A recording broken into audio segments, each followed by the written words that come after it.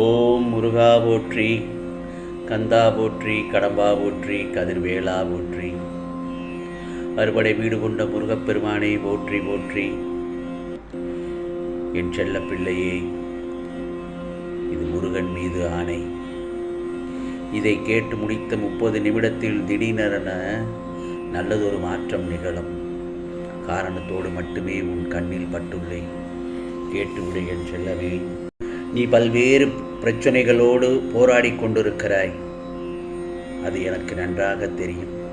இந்த போராட்ட வாழ்க்கையிலிருந்து ஒரு நிமிடமாவது நிம்மதி கிடைத்து விடாதா என்று ஏங்கி தவித்து கொண்டிருக்கிறாய். அதுவும் எனக்கு தெரியும்.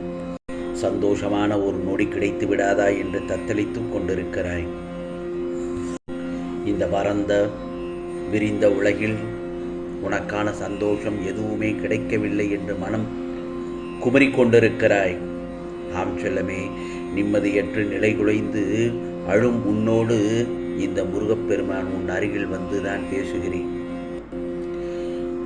இது என் மீது ஆணை. தவறாமல் முழுவதுமாக கண்களை மூடி அமைதியாக நான் சொல்வதை கேள்.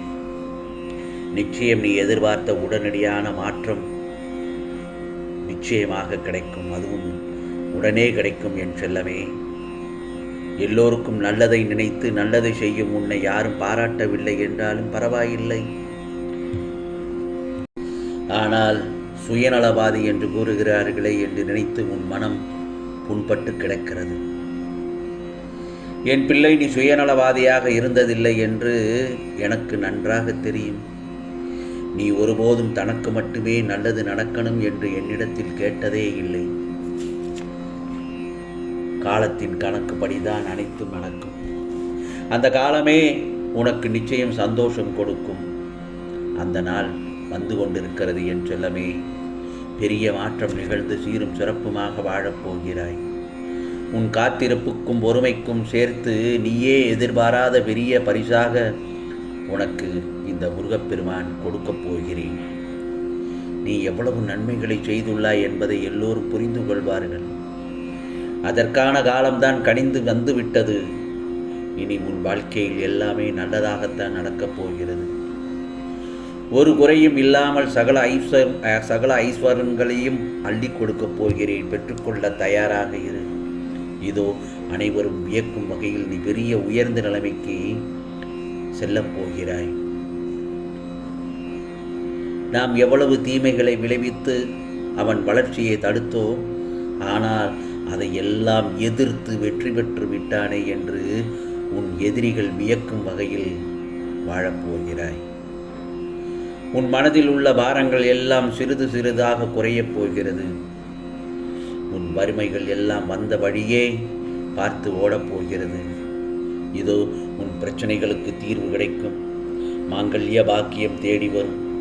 கூடிய விரைவில் புத்திர பாக்கியமும் கிடைக்கும். நீ ஆசைப்பட்டது போலவே நீ ஆசைப்பட்டவருடன் மன வாழ்க்கை அமையப் போகிறது. நான் உனக்கு சத்தியம் கொடுத்த வார்த்தைகள் வாக்குகள் நிச்சயமாக ஒவ்வொன்றாக பலிக்கச் செய்வேன்.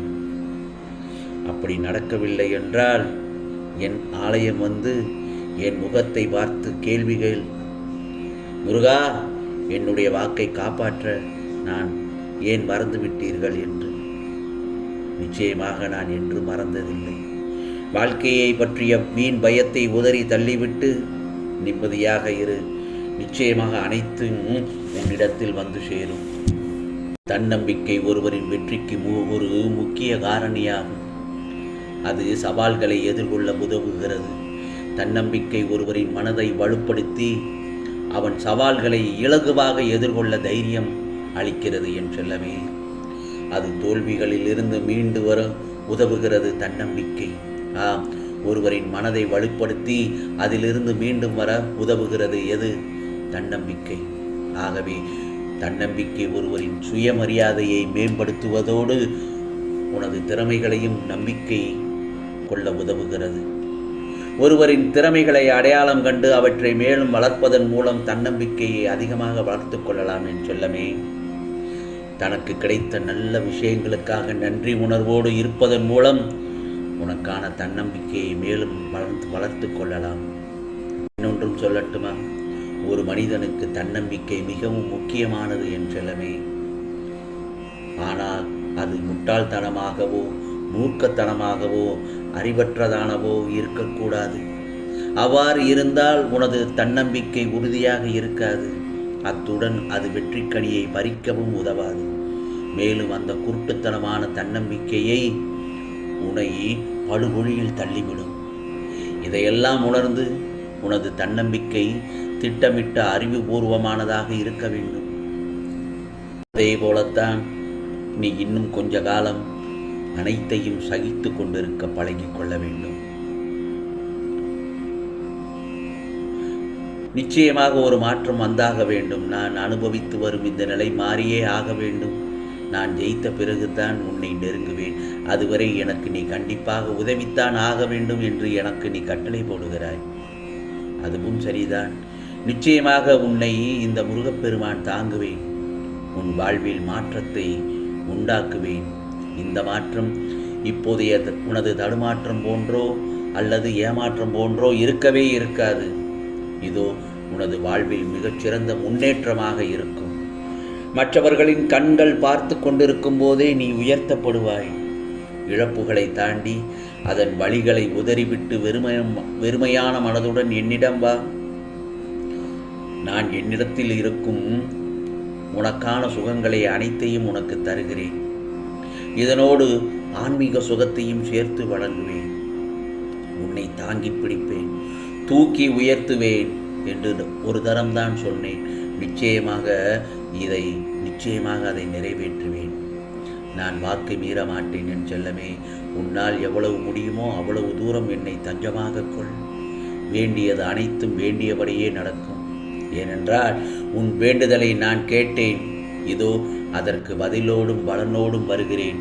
நிச்சயமாக எல்லாம் சுபமாக நடக்கும் என் செல்லமே. உன் இத்தனை நாள் உழைப்பிற்கும் உன் இத்தனை நாள் கவலைகளுக்கும் கண்ணீருக்கும் பதில் தரும் காலங்களாக இனிவரும் நாட்கள் உனக்காக விடிந்துவிட்டது. இனி உனக்கு ராஜயோகம் தொடங்கிவிட்டது. உன் போராட்டங்களை ஜெயிக்கப் போகிறாய். உன் வாழ்விற்கான நல்ல வழிகளை இந்த முருகப்பெருமான் உருவாக்கப் போகிறேன். உனக்கு வேண்டியதை எல்லாம் வழங்கப் போகிறேன். கஷ்டப்பட்ட காலத்தில் எல்லாம் தைரியமாக இருந்த என் செல்லப்பிள்ளை இஷ்டப்படும் காலத்தில் ஏன் கலங்கி நிற்கிறாய்? இதோ உன் இஷ்டப்பட்ட அனைத்தையும் உன் கையில் சேர்க்கப் போகிறேன். நீ விரும்பியதையெல்லாம் உன்னிடம் சேர்க்க வேண்டிய நேரம் வந்துவிட்டது. இருளில் இருக்கிறேன் என்று கவலைப்படாதே. நாளைய விடியலே உனக்கானதுதான். ஆம் செல்லமே, உன் கஷ்டங்களுக்கும் கவலைகளுக்கும் கண்ணீருக்கும் இன்றோடு கடைசி நாள் ஆகிறது. ஆகவே உனக்கானதை இந்த முருகப்பெருமான் சொல்லிவிட்டேன். 30 நிமிடத்தில் திடீரென மாற்றம் நிகழும். இதோ உனக்கானதெல்லாம் நல்லது நடக்கும். நல்லது மட்டுமே நடக்கும். அதுவும் நன்மையாகவே இருக்கும். ஓம் சரவண பவ. ஓம் சரவண பவ. ஓம் சரவண பவ.